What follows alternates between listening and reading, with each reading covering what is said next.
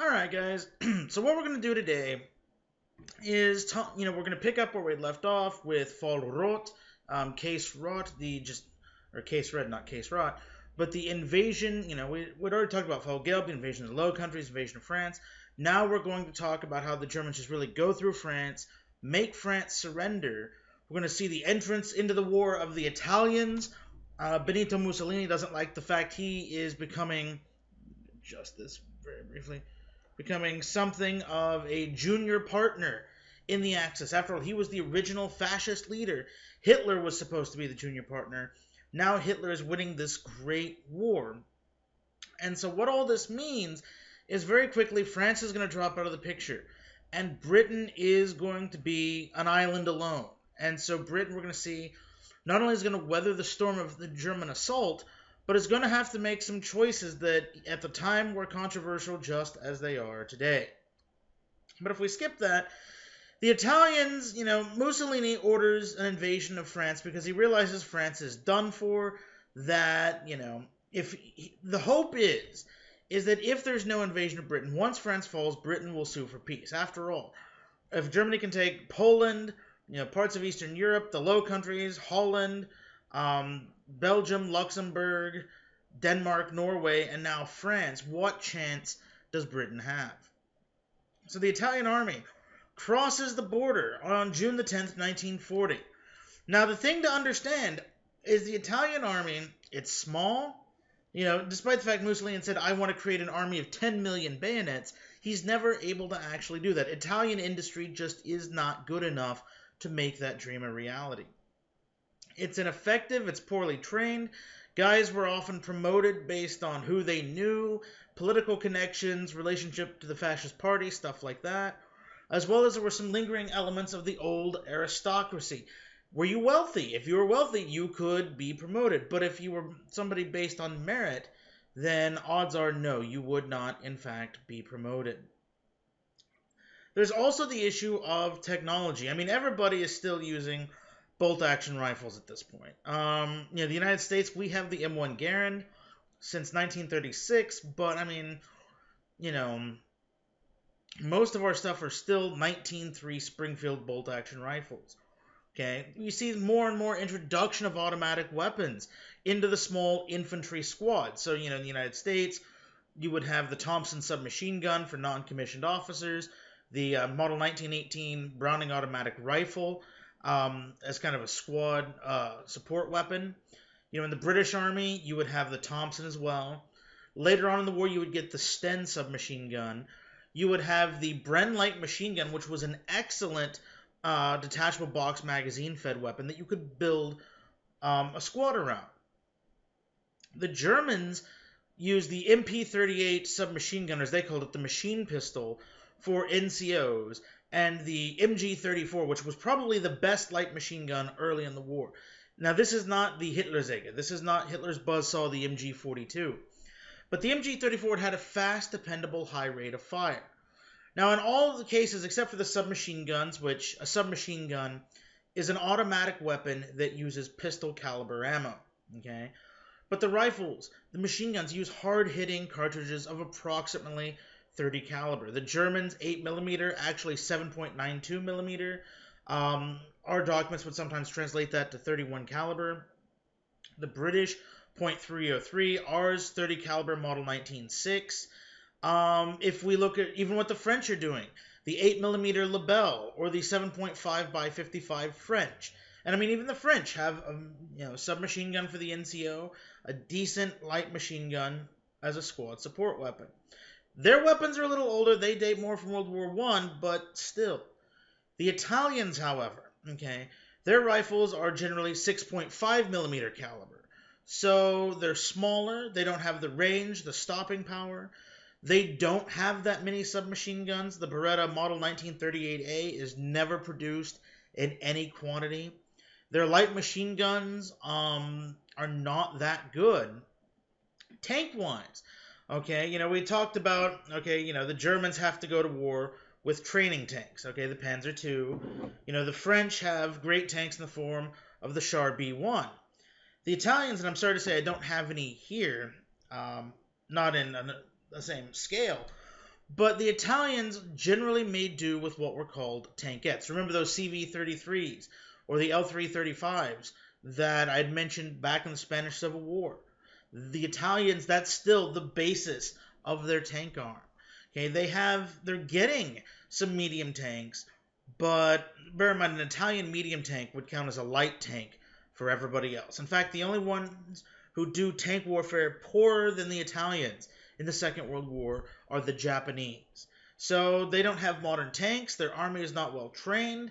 Most of them are conscripts, but they never actually wanted to be there. Understand, remember, the Italians don't have that same ideological control over their individual people. So their army is not going to fight anywhere near as good as the German Wehrmacht. So Mussolini nonetheless declares war, and he times it the hope that France will fall before there's major battles. He'll even say, I just need a few thousand dead Italians to be able to, have a share at the peace table. Well, he gets that because the one place the French can stand and fight is on the border with Italy. And the Italians are going to suffer horrendous casualties, and they're only going to be saved by the fact, by this time, by June the 10th. And by the way, I've got the hand of the neighbor. It comes from an FDR speech where he said the hand of the neighbor has plunged the dagger into his neighbor's back. I screwed that up, but something to that accord. Anyway, don't quote me there, even though you're supposed to quote me for your exam. Because bear in mind, Italy had been a member of the Allied powers in World War I. They had technically had a military alliance with Britain up until the invasion of Ethiopia in 1935. At some level, this was expected, but at some level, it comes out. Pardon me, I don't know why I'm yawning. That's how bored I am with the Italians. Now, I actually wargame the Italians. I have an Italian rifle collection. Italian rifles, never been fired, only dropped once. But, what we're going to see is the Italians just are not prepared for war. And it stuns everybody, but everybody can stop the Italians. But they can't stop the Germans. And on June the 14th, 1940, 4 days later, the Germans take Paris for the second time in 80 years. Okay, Paris had fallen back in 1870. The French had ensured a victory in World War I, but now Paris has fallen again. Now, if we're going to look at that, okay, so the Germans are there in Paris. I guess over here. Then they come through over here and just bypass the Maginot Line, crumple it up. They found out, it's not impenetrable. You can get tanks through it. Sturmpioniere, assault engineers, can still force breakthroughs, and the Maginot Line just falls apart. France is on the brink of collapse. And so Churchill does something drastic. He proposes a Franco-British Union. Let's make one country and then see if that can, if not sue for peace, continue to fight on. Give the British a stake to do whatever they can to keep France in the war. But the French, they have some pride, a little wine, a little onion, and no, they can't do it. And so what we're going to see is Paul Reynaud is replaced by Henri Pétain. Now this was done because Pétain was a famous World War I general. Pétain had led the defense of Verdun back in 1916. People thought that if anybody could turn the situation around, maybe he could. But Pétain was a beaten man. He had seen what World War I had done. He had seen the devastation of an entire generation of Frenchmen killed. At some level, he was the epitome of that thought of never again. And so he and his government seek an armistice. And on June the 22nd, they sign an armistice which goes into effect on June the 25th. The Germans make the French dig out that old railway car where, the German delegation had signed the armistice in World War I. And the French, now sitting where the Germans did, had to sign the armistice for World War II. Now, what does all of this mean? Okay. If we look from an Italian perspective, remember, Italy had wanted a part of the peace, but they couldn't get it. Hitler does not want to give Mussolini much because Hitler is clearly aware that while Mussolini may have been the first fascist, Hitler is the main fascist leader. Hitler has the better army, the better stuff. Hitler is the one who's running this. So I think they get a couple of territorial concessions out of southern France. But remember, we're going to see the creation of the state of Vichy. So there's not much for France to do. France is not going, or sorry, no, there's not much for Italy to do. So Italy's dream, Mussolini's dreams of a new Roman Empire, okay, are not going to include Gaul. That is done. No, Mussolini is not going to be a Julius Caesar. So now they have to turn to Mare Nostrum. They turn to the Mediterranean. Can't talk today. It doesn't help. I think I woke up with a cold. I'm just going to assume sneezing blood is probably not normal. So if I sound weird, I apologize. But what we're going to see is now they have to turn to the Mediterranean. And what that means is, okay, if we can't go to France, let's go to Greece. We already have Albania, so let's go to North Africa, where, remember, they have significant colonies. And this is going to be the setup for our lecture, our final lecture before our first exam. It'll come probably tomorrow, maybe Saturday, but most likely tomorrow. But this idea that they're, that they're instead going to now try to create something of the old Roman Empire, actually old Republican Rome. I guess this would technically be before, Caesar's imperial Rome. And that's going to be the basis for our next lecture, the fighting in North Africa. You're going to have some people like John Keegan say it's the war on the periphery.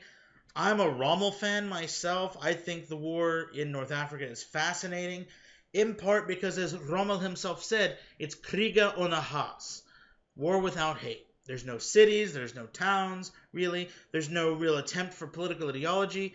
It's just two armies fighting over strategic control points. So ideology has nothing to do with it.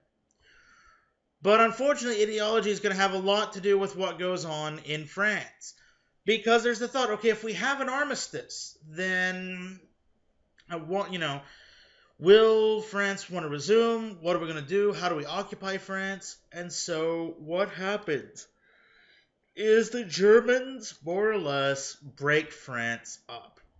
As you can see here becomes the German occupation zone. This basically, German troops are going to occupy this until 1944. The Italians get concessions here on the east coast of France. And then this stuff here becomes what they call a free zone, which is highly ironic.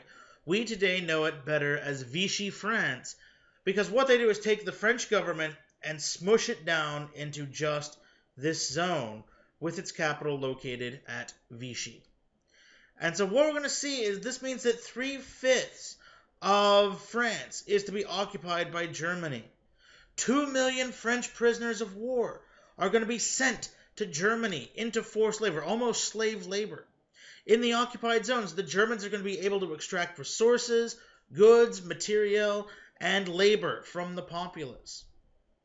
We're going to see that what will happen is France will largely be disarmed, but a small army will be created.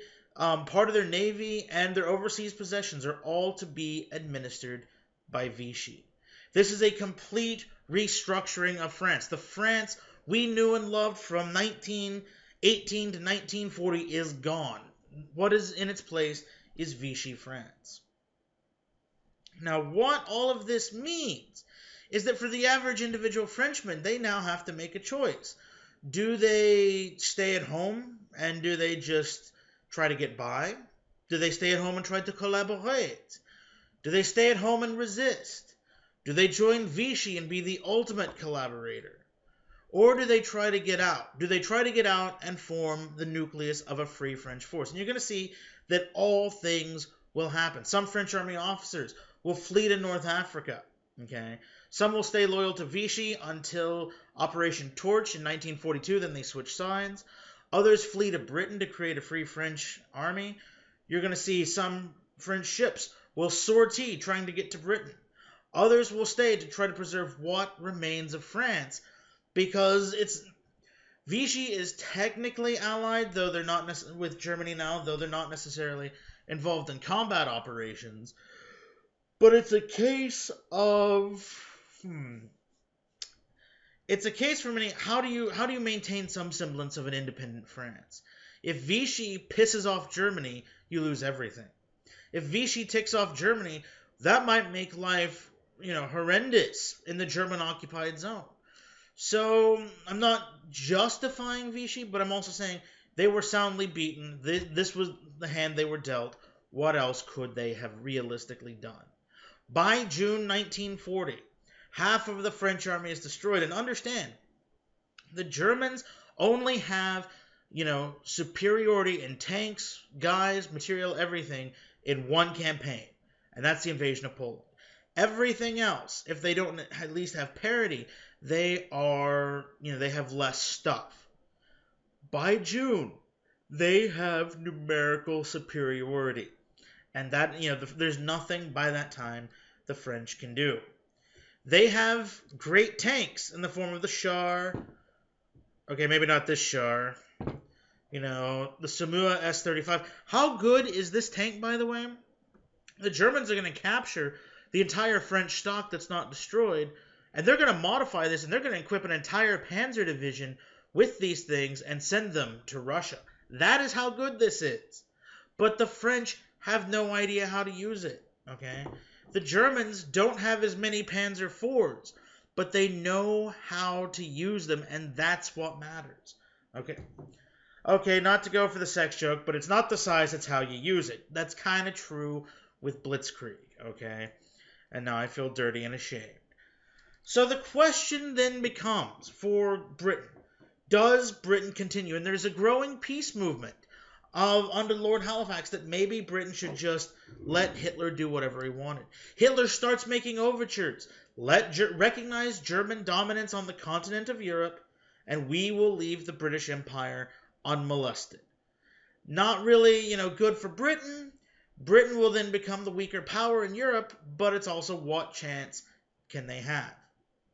No, I'm not going to show it, but if you've seen the Keep Calm, Carry On stuff, that originates from the fact Britain was afraid of a cross-channel invasion. And so the government had these things printed up because if they're invaded, if they fall, just go about your everyday life. Nothing's going to change. So, shall Britain continue? Okay, well, Churchill is in as Prime Minister. I don't know why I don't have a picture up here, sorry. Churchill is in as a Prime Minister, May the 10th, 1940. Out goes weak-willed Neville Chamberlain. Okay, that's the first good step, the first thing you've got to do. But then it comes to a case of, what are Britain's chances? Yes, they have the biggest navy, but the Germans now are getting more stuff. The German Luftwaffe is now bigger than the Royal Air Force. Okay, yes, they saved most of their army, but all of their tanks are in France. They have lost everything. And so it's this thought of, by all rights, they probably should have stopped. But you get Churchill in his famous speech. I will try to do the voice. And as I do this, remember, there's a news report that Churchill liked the booze. Let's just say that. I'll post at some point. I'll post a video of some Churchill bloopers. Yes, they exist. There's nothing like having him being interviewed by Pathé News for a speech on anti-communism. And he just doesn't give a crap at this point. And he goes, "You will all be damned. There is no room in heaven for the likes of you." Crazy guy. There's also a story. Again, he liked the booze. And it was at this party. And this woman, I forget who, said, "Mr. Churchill, I do believe you're drunk, sir." I have no idea why that's my British woman voice, but there you go. And Churchill, says, "Well, yes, ma'am, I am. But in the morning, but you are ugly. And in the morning, I will be indisputably sober." Had no problem calling some random woman ugly. But in the case of Churchill here, getting back, he issues his famous thing. "We will fight them on the beaches, in the towns and the villages. We will never surrender." So, and I just had a brain fart, sorry. But I want to do that, then I want to conflate his, never in the field of human history has so much been known by so many to so few. That comes later. But it's the fact Churchill embodied the British spirit. And I truly believe that if not for Winston Churchill, the course of the Second World War may have gone completely differently, because quite literally, it's his resolve that keeps things going. And as a testament to that resolve, we get something that's a little distasteful for the British. Okay? After the creation of Vichy France, at Mirs el Kebir in Algeria, you have 4 French battleships. They're not on the mainland. The Germans don't have them.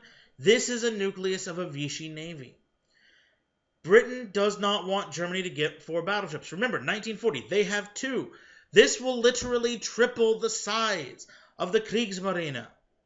So what happens is the British battle cruiser force, Force H, sails out to Mirs el Kebir. They send, Admiral James Somerville sends out this delegation and says, here's what you've got to do. You either have to blow up your own ships or you have to sail them out to us and we're going to take them back to England. Basically, the British wanted to make sure that the French Navy would not exist in a way that could challenge British operations in the Mediterranean, or that, these ships could somehow end up in the hands of the Germans. But if we look at the role of, what's going on for the French, they know damn well if they blow up their own battleships, there will be German reprisals. Vichy France is not that old. There is not that much standing in the way of the Germans just taking over the whole of France. So, of course, they refuse. And the thought is, well, maybe this will just be a gentlemanly refusal. That's all we have to do. But the British are in this to win it, okay? The British realize they can't, the Battle of the Atlantic is going poorly. We can't have 4 more battleships. And so the British Navy opens fire. Opens fire on a French fleet in port. Shells start raining around various, French battleships. The battleship Britannia suffers a magazine hit and just explodes, taking almost all of her crew with her. And what we're going to see, 3 French battleships will either be sunk or heavily damaged. 1 will escape, and I believe that's actually the Strasbourg. Yeah, Strasbourg and Dunkirk survived. And 1,300 Frenchmen are killed. Why is this significant? On the one hand, British power in the Mediterranean is intact. They don't have to deal with 4 more battleships going to the Germans, or God forbid, 4 more going with the Italians. Okay, the Italians right now have 1, 2, 3, 4. The Italians have only about 5 battleships in the Mediterranean.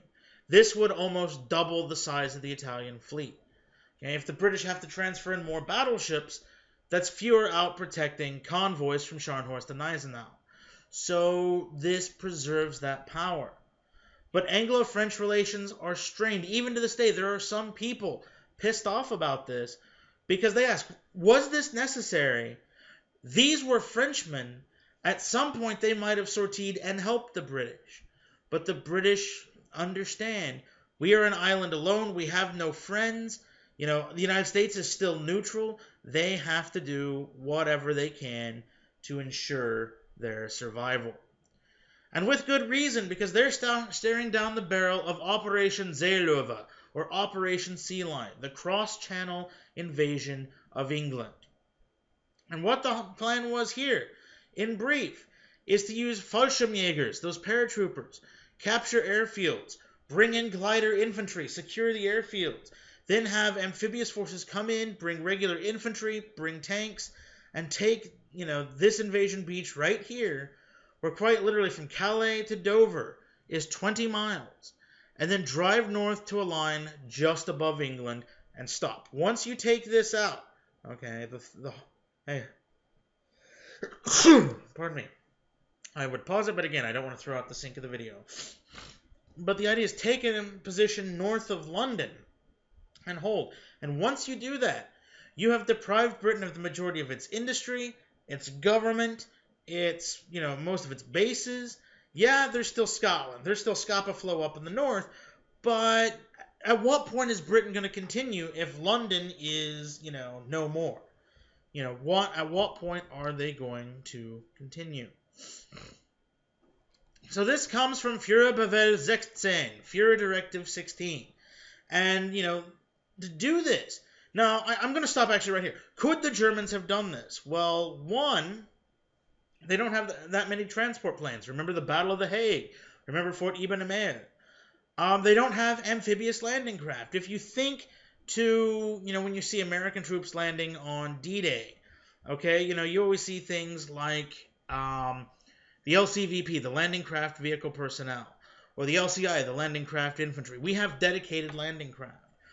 What the Germans were having to do is quite literally scrounge up every sailboat, barge, everything they could get, and they were trying to custom make landing craft.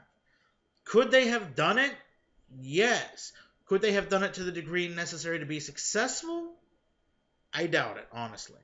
But they were sure as hell going to try. Now, there's the issue of how do you carry this off? Well, if you're going to go naval stuff, remember, 225 to now 30, okay? The British have complete superiority. And that's where the Battle of Britain comes in. The Germans have to gain air supremacy. If they can destroy the Royal Air Force and then gain air supremacy, remember what we've learned about with Norway. The German Luftwaffe could sink any British ship coming in to challenge these invasion beaches. And if they can do that, then they could theoretically get ashore. So the first thing they have to do is gain air superiority. And that is the plan just goes off from right there. They just don't have the ability to do that. Their first phase of the Battle of Britain is what we call Kanalkampf, or, canal battle. Actually, more like English Channel battle. They always called it Der Kanal. And the idea is to sink any Royal Navy ship in the English Channel, destroy all merchant traffic, sweep it clear. So when the Germans do come ashore, there's nothing to deal with. This begins July 10, 1940. This is where we date the Battle of Britain. Not Adler Tag, that'll come later, but this is where the Battle of Britain begins. And the idea is why the Germans also want to do this is to try to destroy as many fighters as possible. Because, the British have to have fighters to destroy German bombers. If they can't destroy German bombers, eventually German bombers can destroy British shipping, the Royal Navy, airfields, what have you. The Germans knew that concentrated assaults here could be costly. But if they could lure fighters out here, they'd have a much better chance. And why? Well, twofold.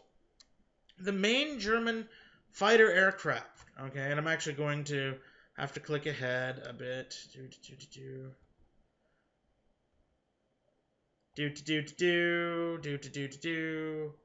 There we go. The main German fighter aircraft, the Messerschmitt Bf-109E. It's called Messerschmitt after the designer Willy Messerschmitt, but it was at this time built by Bavarian Flugzeugwerke, and it would, eventually Messerschmitt gets his own planes. Now, this is a great fighter, but it has limited range, okay? If you're used to watching movies like Red Tails, where American P-51s are escorting bombers to Germany and back, okay, that's 44 and 45. Here we have to go to 1940. These are short-range interceptor aircraft.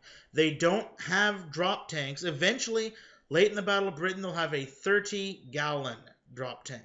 That's not going to give you all that much, okay? What that translates to, let me go back a little more,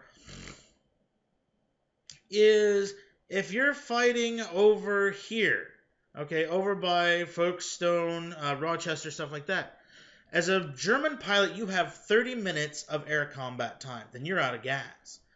If you're fighting over London, that gets cut down to 15 minutes. But if you're flying here, you could have 30 minutes, you could have 45 minutes to an hour. That translates into more British fighters shot down. That's the first thing. The second, if a British pilot bails out over London, he's not landing in captured territory. And this is actually what's going to happen, Okay, if a British guy bails out, quite literally, you could be in a Spitfire one day, get shot down, 2 days later, you're back in the cockpit of another Spitfire, okay? That means you're shooting down planes, but you're not killing pilots. And so, as long as you can keep cranking out planes, you have pilots to do it. Whereas if you're a German pilot, you bail out over Britain, that's it. You're a prisoner of war. You are effectively removed from the air campaign. All of your training, all of your experience, all your kills, all that just count for nothing.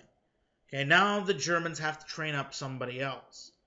But if you can fight a battle here over the English Channel, if a British guy bails out, he's got, let's just say 50% chance of being picked up. That's a lot better from the Germans' perspective than a 100. That also means that a German pilot would also have a 50% chance of being picked up. That's better than a 0%. So what that means is, there's a greater chance that a German pilot could be saved and a greater chance that a British pilot might not, all the while giving German planes a bit better chance of shooting down Spitfires. And not just Spitfires, Hurricanes, Boot and Pole, Defiance, the whole, hopefully you're reading the Clash of Wings book, but I mean, there's a lot of stuff going on. The British realize this. The British are not stupid. So they meet some large German raids, but by and large, they just let the Germans have at it. And there's a really good newsreel I'll try to find and post, where you see a guy just basically talking through the Stuka attack on a merchant ship because he's watching the whole thing unfold from Britain. The British, this even gets the public riled up. 50 ships are going to be sunk. The British are not sending that many aircraft, but they're conserving their fighter strength, and that's what matters. The Germans are also probing to test defenses. They know the British have radar.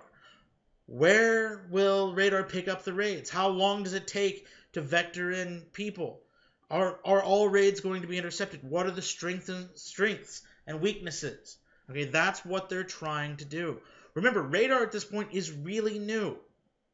The property is only really discovered in the 30s. Not everybody has radar sets at this point. So, the Germans are trying to figure out what are the combat capabilities of this. What can actually be done? There's also fears in Britain because, again, they're looking to things like Rotterdam. They're looking to things like, okay, well, what happens if the Germans attack cities, which is initially not the German plan, but it is what will eventually happen. There's also fear of total war, and this is something I want you to take away from this course. When we talk about the bombing of cities here in the Battle of Britain, the British people have, they find the idea abhorrent, they're scared of the atrocity, they're scared of the cost in human life. But what's going to happen late in the war is the British are going to bomb cities at night to such an extent. The chief of British Bomber Command, Arthur Harris, will say, we have to win the war. If we don't, we will be prosecuted as war criminals. So understand, there's this shifting concept of total war. Don't do it to me, but I'm bombing the hell out of your cities and it sucks to be you. That kind of mentality. We're going to see a new wave of evacuations, around 200,000 children, 30,000 women and elderly, some men, flee to the countryside. In many cases, and there's a really good doc that we showed in this class back when I just TA'd for it before I actually taught it myself. But what they would sometimes do is take children, put them on ocean liners, and send them to Canada, just get them out of the war zone. Except there's this thing called a Battle of the Atlantic going on, and so in the haste to evacuate children from cities, more than a few wound up on ships sent to the bottom by German U-boats. Oops. May 14, we mobilized the Home Guard. There's a new movie coming out. I'm recording this in 2016, but there's a new movie coming out called Dad's Army, and it's based off an old 70s TV show. But it's based on the idea of the Home Guard, because with the Home Guard, you would have, what you would do is you would have people who had medical infirmities and couldn't join the war. You would have old people, really old people, World War I veterans, and basically they created a reservist army. But what it is, you don't live like an army. You'd live and you do your normal job. You'd live at home, but then you would, literally drive, walk, or ride a bike up to, meet up to either train or, military exercises, or if they were ever called in, whatever. In terms of weapons and equipment, quite literally everything from pitchforks to just wooden logs to brooms to, before they get British-made weapons, and I actually have one of these in my collection, they would be issued old American World War I era rifles that the United States doesn't want, the Model 1917, and their sister cousin, the British Pattern 14, For those who haven't taken my 1103, what that is the British designed a rifle in World War I to replace its Lee Enfield rifle, the pattern 1914. But they didn't have the ability to produce it in quantity because they can't stop Lee Enfield production. So we made it for them. Okay, so we're producing millions of these things in 303 British. Then when we declare war, we rechamber it to 30-06, our standard service rifle, and we have the U.S. model 1917. Well, the Home Guard had stocks of the P-14, but needed more, so under Lend-Lease, we shipped almost our entire, not entire, but a large part of our remaining stock of Model 1917s to Britain just so they could be used as Home Guard weapons. It's an ammo type you're not used to, but you're not going into frontline combat anyway. These guys exist in case Britain is invaded because they need everything they can get. Because Britain plans to resist until the very end. And I should put an asterisk on that. I don't mean resist to the very end like the Japanese, who plan to commit suicide as a nation. Don't worry, wait about 10 weeks and we'll get to there. But the British do plan to make one hell of a fight about this. They're not going to go down like Denmark in 6 hours. They're not going to go down like Holland. Okay, you blew up a city. Never mind, we're staying in this thing. They are going to fight until, resistance is futile, until there's just nothing else they can do. I don't know why the Germans are the Borg now, but there you go. Which I then also think Star Trek First Contact Borg. It sounds Swedish. Now, when the hammer falls is August the 13th, 1940. This is what we call Adlertag, Eagle Day. This is this is when the Germans begin sustained bombing operations against Britain. And the idea, as you can see, is what they want to do is, here we've got towns bombed, but, that comes later. What they want to do is bomb the airfields. Not only shoot British planes down in the air, but destroy them on the ground. Not to mention, if you take out the airfield, they can't fly from there, then they have to be pushed further and further north. And the thought was, if they can drive the Royal Air Force into bases here in the Midlands, or here, in the north or in Scotland, they're not there to challenge any German invasion. But now here's where that whole technology stuff comes into play. The Germans make good tanks. The Germans make good infantry weapons. The Germans make great rocket launchers, the Panzerschreck, the Panzerfaust, that comes later. The Germans don't make good aircraft. And what I mean is, look at these planes, the Dornier Do-17S. They are small twin-engined bombers with a small bomb load.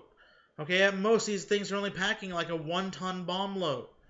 Okay, these are the smaller end, but the Junkers Ju-88 are still twin-engine bombers with a relatively small bomb load. The Heinkel HE-111, still a twin-engine bomber with a relatively small bomb load. The Stuka is a single-engined dive bomber with an even stupidly small bomb load. The thing is, under the idea of Blitzkrieg, or at least as the Germans believed it, the combined arms tactics, the Luftwaffe had been designed to support a ground advance. It had been designed to support how you clear the way for tanks. It was not what we in the United States would call a strategic air force. Okay, look at American bombers in World War II. Yes, you've got your twin-engine, B-26 Marauder, B-25 Mitchell. Okay, but you have your 4-engine B-24 Liberator, your 4-engine B-17 Flying Fortress, your 4-engine B-29 Super Fortress. Things that can carry a bomb load that if you watch the old newsreels, they start dropping a bomb and you can fast forward for 5 minutes. And when you stop it, they're still dropping a bomb. Those are strategic. Those are designed to just plaster a target with bombs. You crater in an airfield, you put it out of commission. You destroy a city, you put it out of commission. The German Air Force, largely under the direction of a guy named Ernst Ude, who was a German World War I fighter ace who had flown with Manfred von Richthofen, the Red Baron, he designed the German Air Force for tactical operations. The German Air Force is great at bombing, Char B1s to clear the way for a panzer offensive.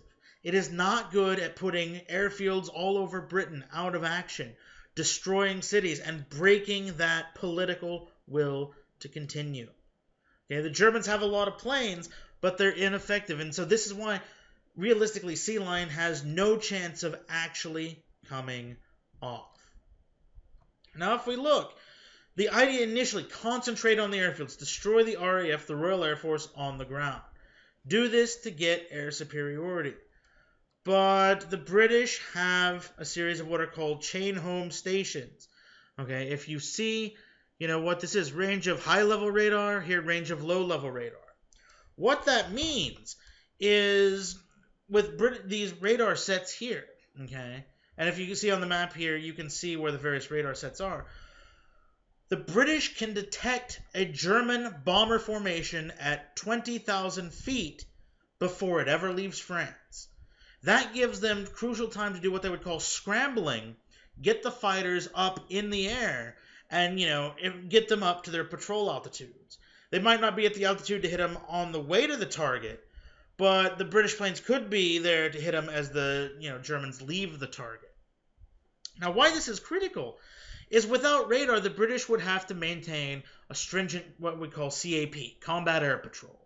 And so what that would mean is you would have planes aloft all the time. You don't know when a raid's coming in. You don't know where it's coming in.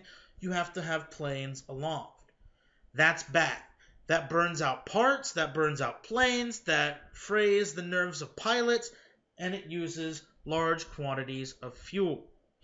Whereas in the scrambling situation, what you can do is you can have the plane on the tarmac, gassed up, its engine warmed up, maybe turn it over, once every, 30 minutes.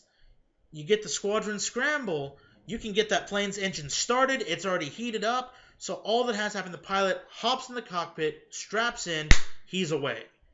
And this gives you that 20 minutes you need to get from 0 to 10, 15,000 feet. Again, you're not going to intercept on the way to the target, but if you can shoot down the bomber, a bomber you shoot down today is not bringing a bomb over your head tomorrow. That is the theory. Now, the low level, what's useful about that is that clarified the picture. Okay, we know a raid is forming. Now we can, once it hits the low level, now we can see where it's going, its better makeup, how many more planes it might have, things like that you can better direct. And it's along with that radar makes possible the use of FDC, Fighter Director Control. The British, what they can do is, because they always know where their plane is over here, and they know where the German raid is, they can constantly vector in. They can constantly give orders to that airborne squadron. Okay, German, I've got enemy planes, 30,000 feet, course 310 from you. Okay, I know where to go.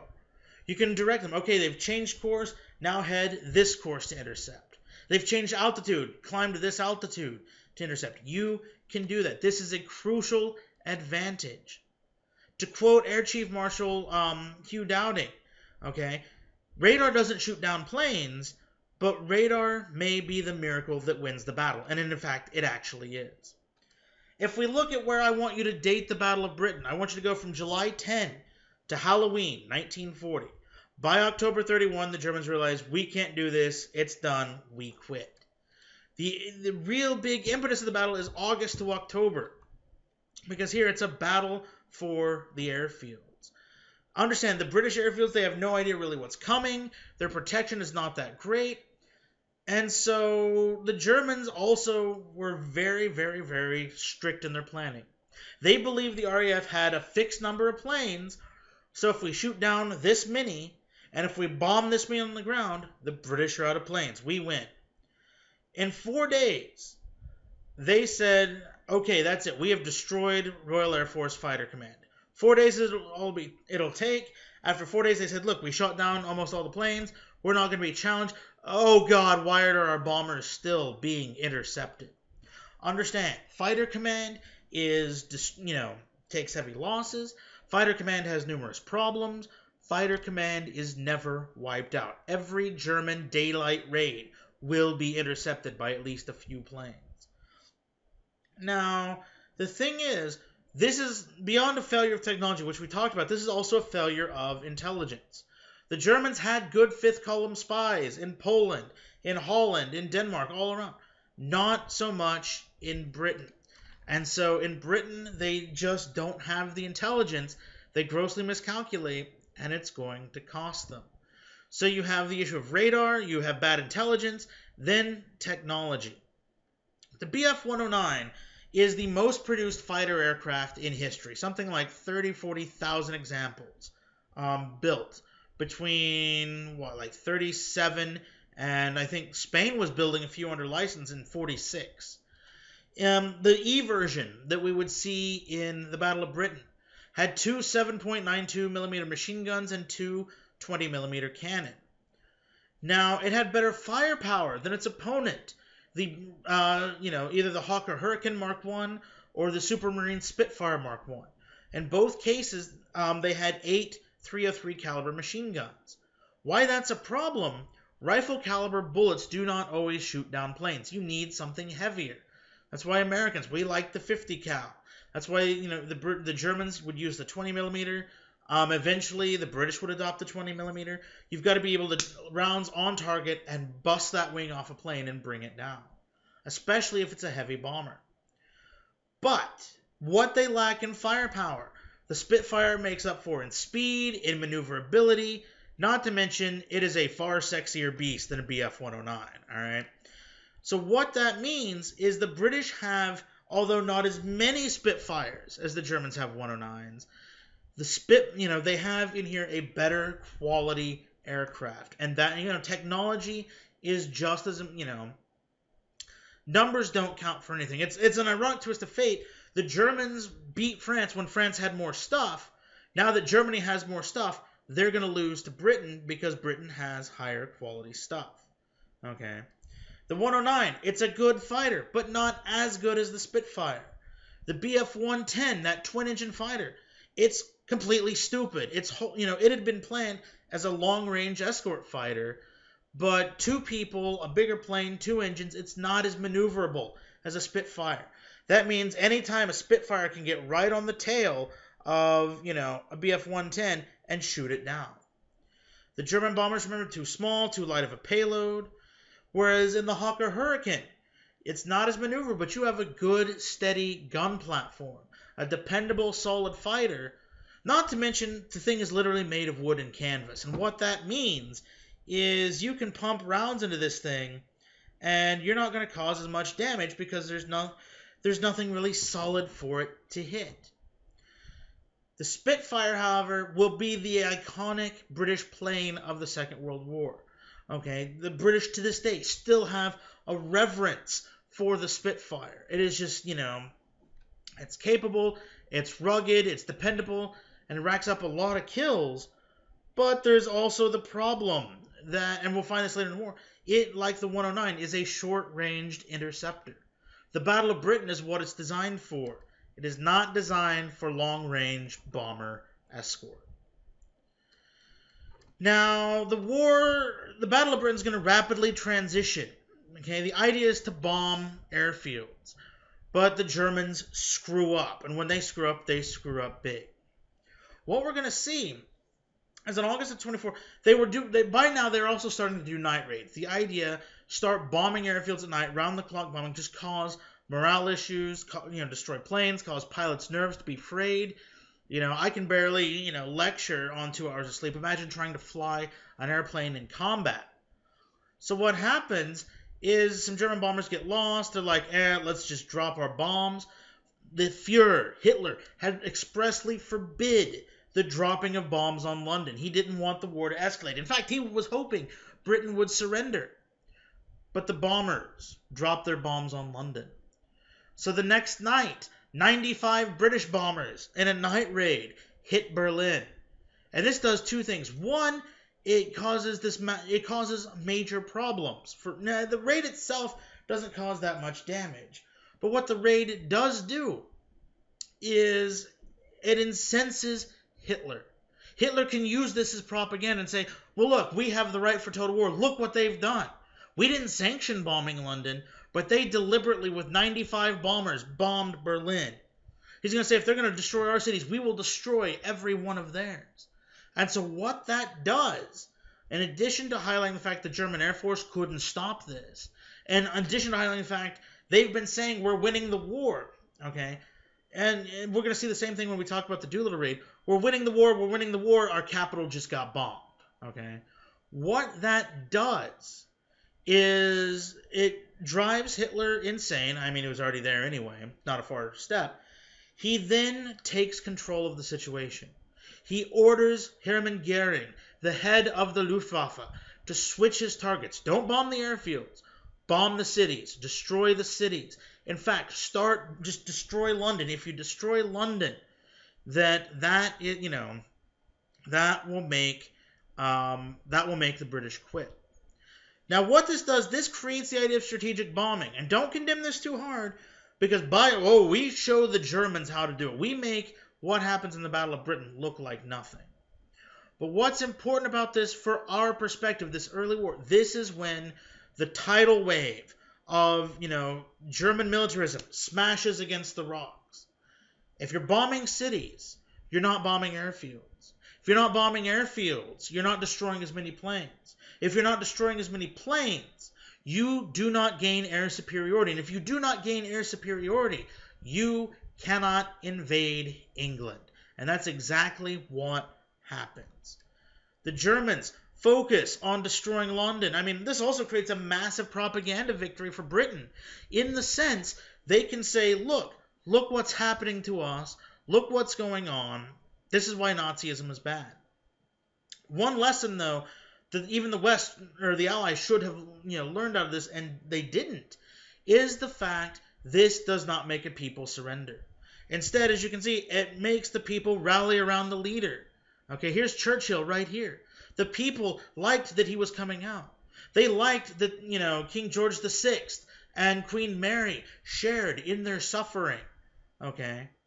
What this does, this binds the people together. Not only does this, mean the Germans are not going to be able to invade Britain, but now, Blitzer Stillwater Drive. I just realized I taught this in August before, and I want to apologize for this, actually. I just suddenly remembered. I used this just to talk about how bad the driving is at Stillwater.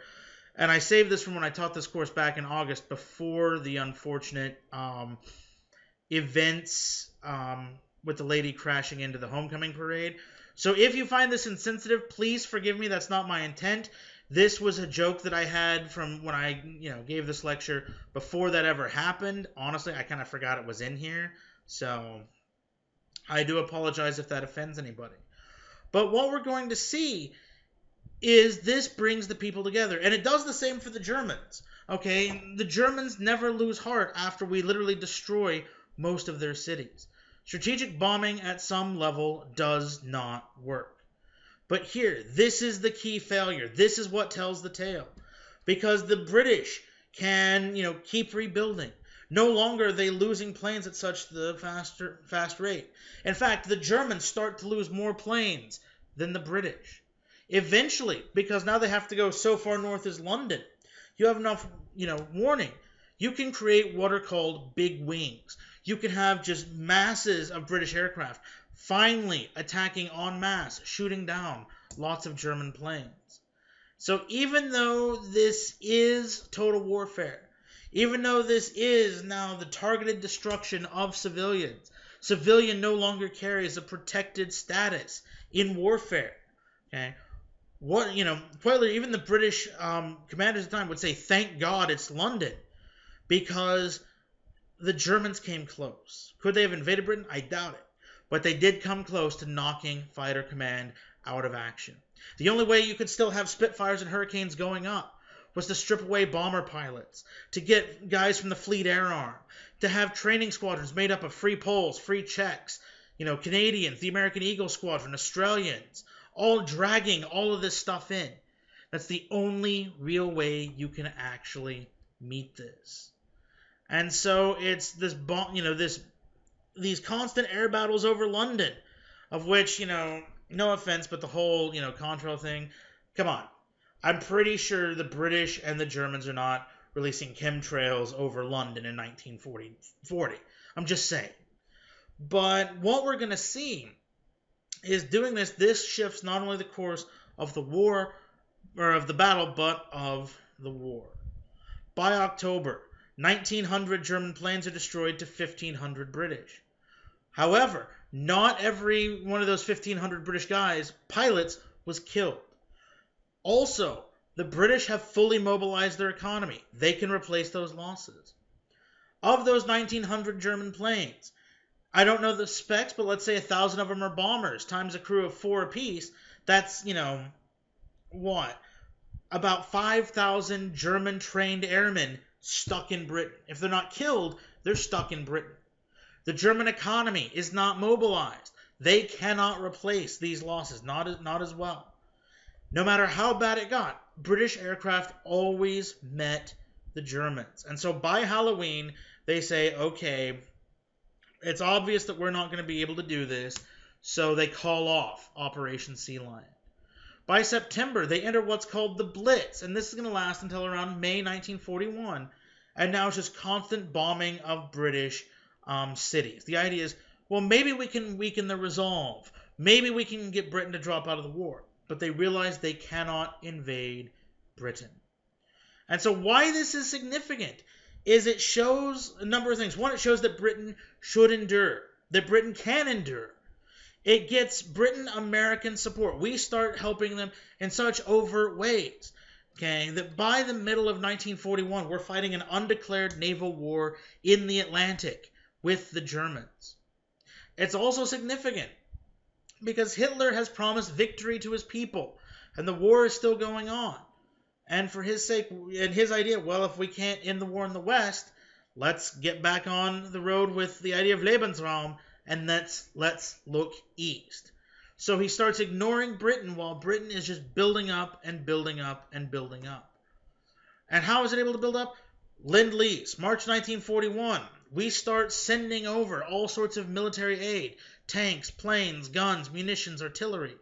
September 1940, destroyers for bases. What we do is we say, okay, give us 99-year leases on these bases of yours, and we will give you 50 old World War I destroyers. Those destroyers are old. They may be crappy. Never mind, we're using ones of the same class still, but they can drop depth charges on Nazi submarines, and that is something you guys need. And so Britain not only stays in the war, but blunts the Germans so much, the Germans start looking to the east, and now Italy, if we remember Italy, bloodied after its, misadventures in France, starts looking in the Mediterranean.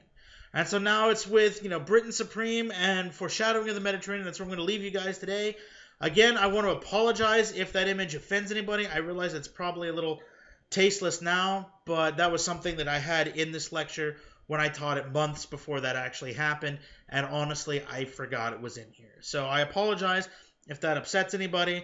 If you have any questions about the exam, let me know. One thing I do want to mention about the exam, I've gotten a lot of questions. How do you want me to, or how should you cite the lecture? I'm not that particular. Just drop a footnote, print my name, give me the title of the lecture. That's good enough. Or print title of the lecture, give me an approximate slide number if you're using the PowerPoint. Realistically, this is a 3,000 level class. You're in the ballpark with footnotes. That's good enough for me. Just make sure I know where you got your information. All right, if you got any other questions, let me know. Otherwise, take it easy. Have a good one. Be confident in the knowledge that we're resisting the Nazi blitzkrieg, and we will see you in the next video.